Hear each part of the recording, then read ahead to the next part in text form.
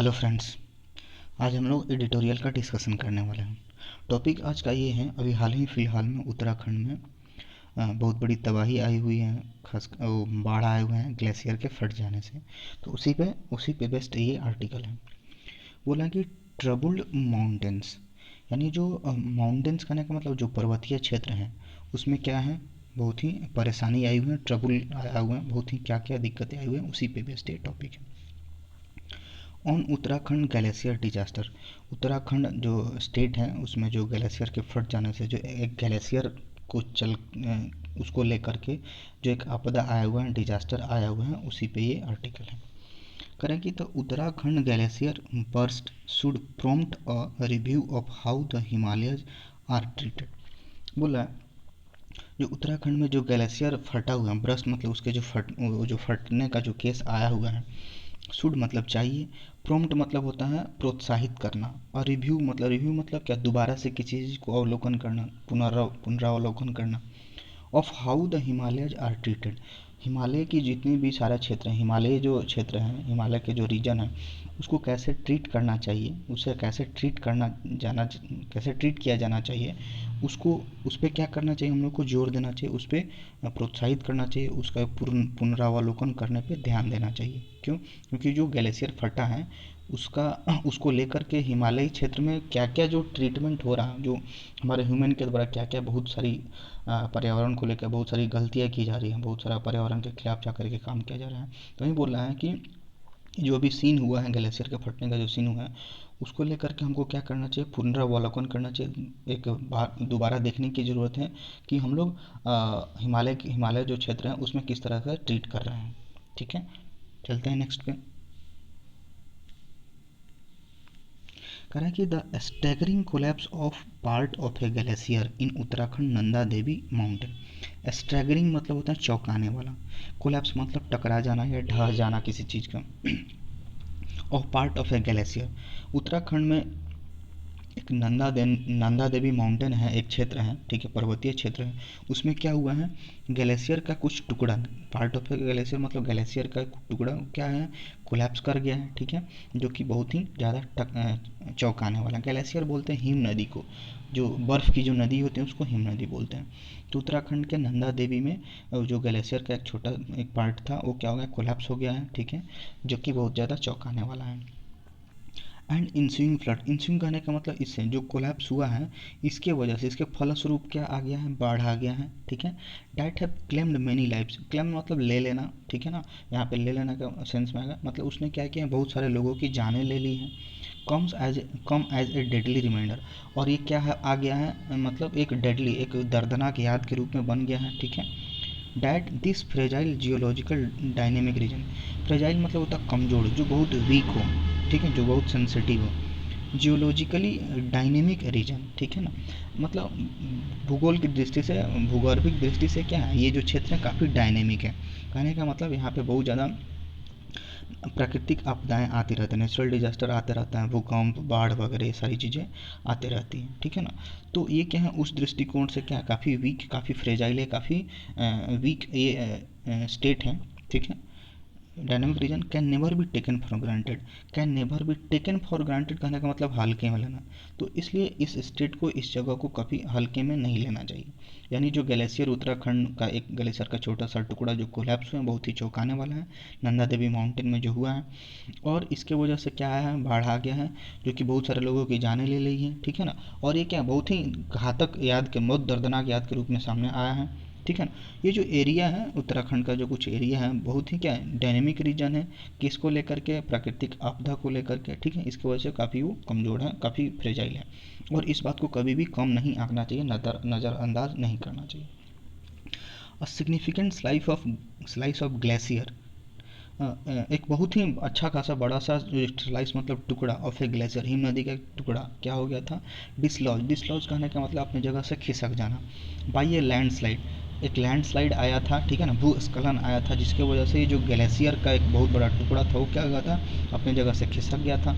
According to some satellite images, satellite के जरिए कुछ इमेज आया है, ठीक है ना, उसके वजह से पता चला है कि एक बहुत बड़ा, बहुत ही डेंजर लैंड स्लाइड आया था, भूस्खलन हुआ था, जिसकी वजह से ये जो ग्लेशियर का टुकड़ा था वो क्या हुआ, अपनी जगह से हट गया था, खिसक गया था। प्रोड्यूस्ड रोरिंग टोरेंट्स, अब ये जो अपने जगह से हटा तो क्या हुआ, प्रोड्यूस मतलब उत्पन्न किया, रोरिंग टोरेंट, टोरेंट्स मतलब होता है पानी की धारा को टोरेंट्स बोला जाता है, और रोरिंग मतलब एकदम गरज के साथ, बहुत ही तेज आवाज़ के साथ ये क्या हुआ, पानी उत्पन्न किया in the Rishi Ganga and Dhauli Ganga reverse in Chamoli district. Chamoli district में ये दोनों गंगा मतलब ये रिवर्स हैं, ऋषि गंगा और धौली गंगा। इसमें इस नदी में क्या हुआ, बहुत ज़्यादा मात्रा में आवाज़ करते हुए पानी की धारा उत्पन्न हो गई जब ये ग्लेशियर अपनी जगह से खिसका तो, ठीक है।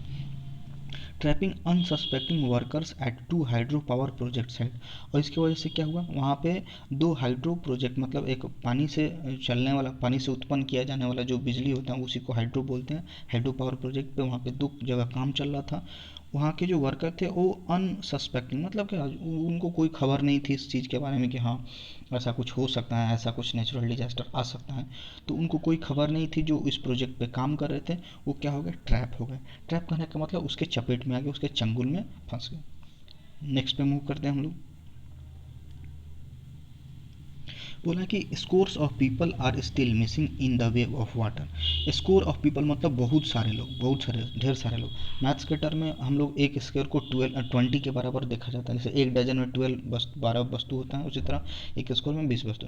लेकिन यहाँ पे फिगरेटिव मीनिंग की बात करें तो यहाँ पे मतलब कि बहुत सारे लोग अभी भी क्या है, स्टिल मतलब अभी, मिसिंग मतलब लापता है, in the wave of water, पानी की जो धारा है उसमें बहुत सारे लोग अभी भी लापता हैं। सिल्ट एंड डेब्रिज, सिल्ट और डेब्रिज कहने का मतलब कहीं बाढ़ आता है तो वहाँ पे बहुत सारा कचरा आ जाता है, बहुत सारी गंदगी आ जाती है, तो उसको हम लोग क्या बोलते हैं, सिल्ट एंड डेब्रिज, मलबा जिसको बोलते हैं, तलछट, ठीक है, उसको मालवा या तलछट बोला जाता है। डेट स्वेम्ड द रिवर, जो उसमें क्या हो गया, नदी में पूरी तरह से भर गया, स्वेम्ड मतलब भर जाना। And field tunnel in the Tapovan power project, एक तपोवन पावर प्रोजेक्ट वहाँ पे है, उसमें क्या हुआ, उसके टनल में क्या हो गया, पूरी तरह से भर गया है, पूरी तरह से जो सिल्ट और मलबा कचरा पूरी तरह से भर गया है, और नदी में भी पूरी तरह से भर गया है। Although the immediate rescue of nearly 15 people by ITBP, the army and other agency bring some cheer। हालांकि क्या हुआ है, ये तो घटना हुआ ही है, लेकिन हाल मतलब इमीडिएट रेस्क्यू मतलब बचा लेना, मतलब एक तुरंत बचा हुआ है, किसके द्वारा, आईटीबीपी के द्वारा। एक फोर्स का टाइप होता है, इंडियन तिब्बत बॉर्डर पुलिस करके होता है कुछ, तो उन्होंने क्या किया है, 15 लोगों को तुरंत बचा लिया है, इमीडिएट रेस्क्यू कर लिया है। And the army and other agency brings some chair, और इसके साथ आर्मी वाले लोग और भी जो अदर एजेंसी के लोग हैं उन्होंने भी ये हेल्प करके कुछ चीयरफुल न्यूज़ लाया है, कुछ चीयरफुल न्यूज़ लाया है, ठीक है। करें कि the rescuers face a challenging environment as they try to locate more survivors and bring relief supplies to paralysed community. करें कि द रेस्क्यूअर्स, जो बचाने वाले लोग हैं उसको रेस्क्यूअर बोला जाता है, जैसे यहाँ पे आईटीबीपी वाले लोग काम कर रहे हैं, आर्मी वाले काम कर रहे हैं, चाहे दूसरा सोशल एक्टिविस्ट लोग काम कर रहे हैं, तो रेस्क्यूअर बोला। जो बचाने वाले लोग हैं उनको क्या करना पड़ता है, सामना करना पड़ता है, फेस सामना करना पड़ता है। और चैलेंजिंग मोमेंट, एक ही बहुत ही बड़ा कठिन वातावरण कह सकते हैं, बहुत ही चैलेंजिंग मूवमेंट को फेस करना पड़ रहा है। क्यों, क्योंकि वे क्या कर रहे हैं, बहुत जगह जगह पे जा रहे हैं सर्वाइवर्स को खोजने, जो लोग उस सिचुएशन में फंसे हुए हैं, वो अपने लाइफ को सर्वाइव बचाने की कोशिश कर रहे हैं। तो ये क्या कर रहे हैं, जो रेस्क्यूअर है, जो बचाने वाली जो टीम है, वो जगह जगह पे जा करके उस जो सर्वाइवर है लोगों को पता लगाने की कोशिश कर रही है। And bring relief supplies to paralysed community, और ब्रिंग रिलीफ और ला रही है, सप्लाई ला रही है, राहत की सप्लाई ला रही है, ठीक है ना, कुछ खाने जो इसेंशियल जो ज़रूरतें खाने पीने का जो चीज़ें वहाँ पे सप्लाई किया जा रहा है टू पैरालाइज्ड कम्युनिटी। पैरालाइज कहने का मतलब क्या होता है, किसी आदमी को पैरालिसिस हो जाता है तो क्या पूरी तरह से असहाय हो जाता है, तो यहाँ पे उस सेंस में आया है पैरालाइज्ड कम्युनिटी। अब अभी के टाइम में जो लोग वहाँ पे बाढ़ में फंसे हुए तो क्या पूरी तरह से असहाय हैं, तो इसलिए पैरालाइज्ड कम्युनिटी मतलब क्या, एक समुदाय, एक तबका। तो ये लोग जो बचाने वाली जो टीम है बहुत ही डेंजर सिचुएशन का सामना करना पड़ रहा है इन लोगों को, और ये क्या जगह जगह पर जाकर के लोगों तक क्या कर रहे हैं, जो ज़रूरी जो रिलीफ सप्लाई है खाने पीने की चीज़ें वहाँ पे असहाय समुदाय को पहुँचाने की कोशिश कर रहे हैं, ठीक है। आगे आते हैं हम लोग। कह रहा है कि these immediate measures are important. Measures मतलब क्या, तरीका, उपाय, ये जो कुछ इमीडिएट मेजर्स हैं जो कि बहुत ज़रूरत हैं, along with speedy compensation to affected people. जो लोग अफेक्टेड फैमिली हैं, जो भी प्रभावित परिवार हैं, उनको क्या, किस चीज़ की ज़रूरत है, स्पीडी कंपेंसेशन। कंपेंसेशन मतलब मुआवजा देना। कोई चीज़ अब जैसे उन लोगों के पास तो बहुत सारी चीज़ें ख़त्म हो गई होंगी, बहुत सारा नुकसान हुआ होगा, तो किसी नुकसान की भरपाई करने के लिए जो सरकार के द्वारा या किसी के द्वारा एक सपोर्ट दिया जाता है, पैसे से सपोर्ट या किसी तरीके से, उसको कंपेंसेशन बोलते हैं।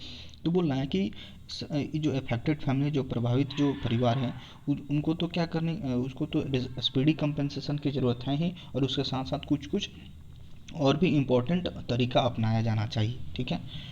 But the centre and the Uttarakhand government cannot ignore the larger context of the state increasing fragility fragility जो भी कह रहा है कि बट द सेंटर, जो केंद्र सरकार है और जो उत्तराखंड की जो सरकार है, कैनॉट इग्नोर, वो इग्नोर नहीं कर सकती हैं the larger context of the states increasing frailty. Frailty कहने का मतलब होता है मतलब कमज़ोर हो जाना, खास करके कमज़ोर इसलिए क्योंकि यहाँ पे बहुत सारे नेचुरल डिजास्टर आते रहते हैं, उस हिसाब से वो काफ़ी स्टेट वीक है। तो ये जो केंद्र सरकार है और जो उत्तराखंड की सरकार है, इस बात को कभी भी एक बहुत लार्जर कॉन्टेक्स्ट, बहुत बड़े स्तर पे इसको कभी भी इग्नोर नहीं करना चाहिए इन फेस ऑफ इन्वायरमेंटल शॉक।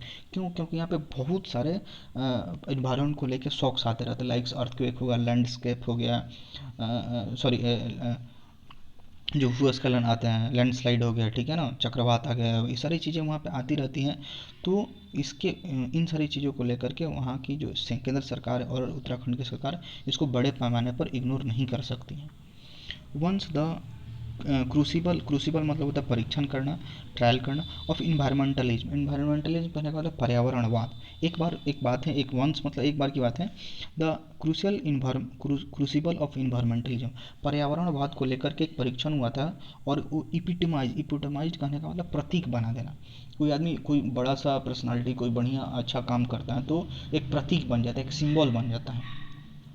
तो एक पर्यावरण को लेकर के एक परीक्षण किया गया था, और जो कि क्या प्रतीक बना दिया गया था by the Sunderlal Bahuguna and Gaura Devi. ये दो लोग थे, एक लीडर थे, वो क्या किए थे, वो चिपको आंदोलन का सबसे मुख्य मतलब लीडर थे। चिपको आंदोलन था कि पेड़ों की कटाई की जा रही थी, तो उस समय ये लोग क्या बचाव में सामने आते, पेड़ को पकड़ करके बोले कि नहीं, अगर पेड़ काटना तो मुझे काटो, फिर बाद में पेड़ काटना। तो इस तरह का कुछ आंदोलन हुआ था, और ये दोनों सुंदरलाल बहुगुणा और गौरा देवी, ये दोनों काफ़ी आगे, ये लोग एक इस मूवमेंट का लीडर थे, ठीक है ना। तो ये लोग इतना अच्छा काम किए इन्वायरमेंट को लेकर के, इतना अच्छा परीक्षण किए, जो कि क्या एक प्रतीक बन गया था इन लोगों के द्वारा। The states deep gorge and canyon, gorge और कैनन का मतलब होता है दो पहाड़ के बीच एक बहुत गड्ढी खाई होती, बहुत गहरा खाई होता है, उसी को बोला जाता है गॉर्ज। तो ये जो उत्तराखंड है उसमें बहुत सारे ऐसे सीन हैं, बहुत सारा पहाड़ है, तो उसके बीच बहुत सारी खाई है, जो कि क्या अट्रैक्ट करता है, मिनी हाइड्रो इलेक्ट्रिक प्रोजेक्ट। अब ये जो जहाँ सीन होता है, दो पहाड़ों के बीच जो खाई होती है, वो हाइड्रो इलेक्ट्रिक पावर प्रोजेक्ट बनाने के लिए बेहतर होता है, इसलिए वहाँ पे सरकार क्या चाहती है, अट्रैक्ट होती है कि यहाँ पे बहुत सारा हाइड्रो इलेक्ट्रिक पावर प्रोजेक्ट बनाया जाए, एंड डैम्स भी बनाया जाए, with little concern of the earthquake risk, with a little, यहाँ पे और रहता तो कुछ चांस होता, चिंता की चांस होती, लेकिन लिटिल कंसर्न मतलब कोई बिना चिंता किए हुए फॉर अर्थक्वेक। वहाँ की जो सरकार है, चाहे कोई भी सेंट्रल गवर्नमेंट जो भी है, अर्थक्वेक का जो रिस्क है उसको बिना चिंता किए हुए, विथ लिटिल मतलब उस पर उसको चिंता को कोई ध्यान में नहीं रखते हुए, उस अर्थक्वेक जो भूकंप का जो रिस्क है उसको ध्यान में नहीं रखते हुए, वो क्या करना चाह रही है, वहाँ पे तो बड़े बड़े गॉर्ड्स हैं, पहाड़ों के बीच बहुत बहुत गड्ढी खाई है, जो कि हाइड्रो इलेक्ट्रिक पावर के लिए अच्छा है। तो इन अर्थक्वेक के रिस्क को ध्यान में न रखते हुए, इसको चिंता में नहीं लाते हुए, वहाँ पे बहुत सारा हाइड्रो प्रोजेक्ट बनाने पे काम कर रही है सरकार, ठीक है। आगे चलते हैं। बोला कि red flags have been raised repeatedly particularly after the moderate quake in 1991। कह रहे कि रेड फ्लैग क्या होता है, एक तरह से चेतावनी देना। कोई जो है ट्रेन के सामने रेड फ्लैग दिखाया जाता था कि खतरा है, रुक जाओ, तो लाइक चेतावनी के तौर पे यहाँ पे यूज किया गया है। Red flag have been raise repeatedly, एक चेतावनी बार बार अक्सर उठाया जाता है, मतलब उस पर ज़्यादा जोर दिया जाता है, बार बार चेतावनी दी जाती है, पार्टिकुलरली खास करके after the moderate quake in 1991, 1991 में जो एक मॉडरेट अर्थक्वेक आया था, उसको लेकर के हमेशा वहाँ की सरकार को चिताया जाता है। In the region where the Tehri dam was built, 1991 में उस क्षेत्र में जो टेहरी बांध बना था, उस समय क्या हुआ था, एक अर्थक्वेक आया था, तभी से क्या किया जाता है, एक चेतावनी दिया जा रहा है लगातार। And 2013 floods that devastated Kedarnath, और उसके साथ साथ क्या आया था 2013 में फ्लड आया था जो कि केदारनाथ को पूरी तरह से बर्बाद कर देता है। डिवास्टेटेड में पूरी तरह से तबाह कर देना, बर्बाद कर देना। तो 1991 में अर्थक्वेक आया था टेहरी डैम में, ठीक है। और 2013 में जो बाढ़ आया था जो कि केदारनाथ को पूरा तबाह कर दिया था। तो इन सारी चीज़ों को देख करके क्या एक चेतावनी बार बार दी जाती है वहाँ पे उस राज्य में। पॉइंटिंग टू, यह इशारा करते हुए द थ्रेट फ्रॉम सेस्मी सिटी कहने का मतलब ऐसा जगह जहाँ पे बहुत ज़्यादा अर्थक्वेक आते हैं, बहुत ज़्यादा भूकंप आते हैं, dam induce micro sensitivity, landslide भी आते हैं, फ्लड आता है वहाँ पे, from A variety of causes, ठीक है ना। तो बोल रहा है कि इन सारी चीज़ों को लेकर के चेतावनी दी जा रही है। और ये पॉइंट आउट कर रहे हैं कि ये क्या है, यहाँ पे बहुत ज़्यादा खतरा होता है किस चीज़ को लेकर के, बहुत ज़्यादा यहाँ पे अर्थक्वेक आता है तो इसकी वजह से बहुत ज़्यादा खतरा बना रहता है, ठीक है ना। लैंड स्लाइड होते रहता है, फ्लड आता रहता है, बहुत सारे कारणों से आते रहते हैं, including unstable glacier lakes and the climate change. और उसके वजह से जो लैक्स वगैरह हैं चाहे उस पर प्रभावित पड़ते हैं, और मतलब क्या होता है, क्लाइमेट में बहुत सारा चेंजेज आ रहा है इसके वजह से, ठीक है। नेक्स्ट मूव करते हैं।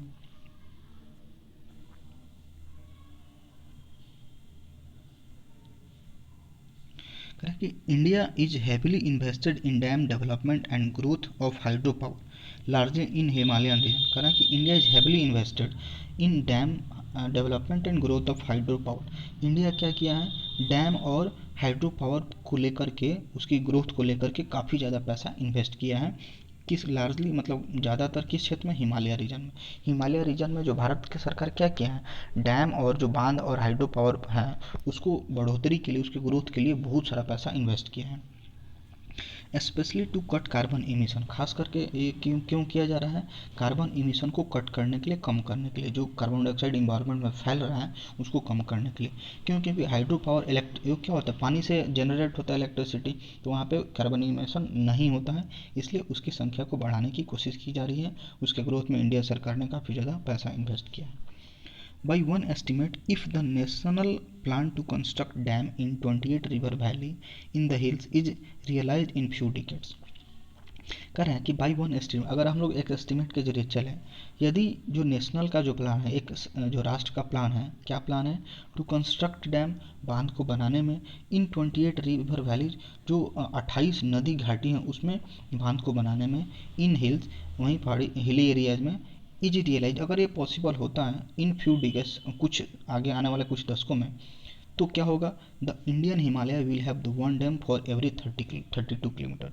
अगर एस्टिमेट हम लोग बनाते हैं, जो कि एक राष्ट्र का प्लान है 28 रिवर में डैम बनाने का, यदि ये पॉसिबल हो जाता है अगले कुछ दशक में, तो क्या हो जाएगा, इंडिया के पास क्या हो जाएगा, हर एक 32 किलोमीटर में क्या होगा, एक डैम होगा, जो कि क्या है, among the world's highest density, जो कि पूरे दुनिया में ऐसा नहीं है। डेंसिटी मतलब क्या, घनत्व होता है, यानी एक 32 किलोमीटर में हर एक 32 किलोमीटर में एक डैम होना, ये पूरे वर्ल्ड में कहीं भी ऐसा नहीं है। तो अगर डेंसिटी की बात की जाए, तो अगर ऐसा पॉसिबल होता है, अगर सरकार इसको बनाने में सक्षम होती है, अगर पॉसिबल हो जाता है, तो हमारे पास हर एक 32 किलोमीटर में एक डैम होगा, जो कि पूरे वर्ल्ड में ऐसा नहीं है। आगे चलते हैं। करें कि ये फिर भी as researcher say this may be a miscalculation for reasons. करें कि फिर भी रिसर्चर, जो बड़े बड़े रिसर्चर्स हैं, वो क्या कहते हैं, ये जो कैलकुलेशन है, ये जो मिस कैलकुलेशन हो सकता है, ये मिस कैलकुलेशन हो सकता है बहुत सारे कारणों से। उनका मानना है कि बहुत सारे कारणों से ये मिस कैलकुलेशन हो सकता है, गलत कैलकुलेट हो सकते हैं, इंक्लूडिंग पोटेंशियल अर्थक्वेक इम्पैक्ट। क्यों, क्योंकि यहाँ पे क्या होता है, बहुत ज़्यादा मात्रा में, बहुत पोटेंशियल तरीके से अर्थक्वेक का प्रभाव यहाँ पे दिखता है, बहुत ज़्यादा यहाँ पे अर्थक्वेक का प्रभाव आता है।